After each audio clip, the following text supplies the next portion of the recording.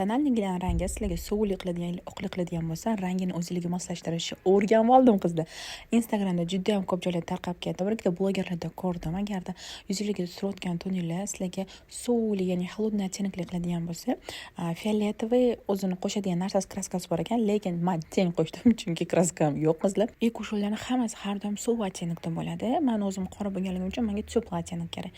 Именно shu oq joyini qanaqadir желтыйroq, menga to'g'ri keladiganroq, bo'lib teplıyroq qilib berdi. No, lekin afsuski qizlar, men uni konsistensiyasini qo'llamadim. Ya'ni qancha joyga qancha fioletoviy qo'shish kerakligini bilmasdan qatgadir ko'pga, qatgadir kamroq qo'shib qo'yganligim uchun qanaqadir rovniy bir xil chiqmadi. No, shunda ham shu qilganimdan birinchi marta qilib ko'rganimdan ham rezultati menga yoqib, juda ham довольный bo'ldim. O'zi kushonni o'zi yuzi tekis qilib qo'yardi, lekin och rang bo'lgani uchun bildirib qo'yardi, lekin bu yerda farforovoy litson qilib qo'ydi qizlar.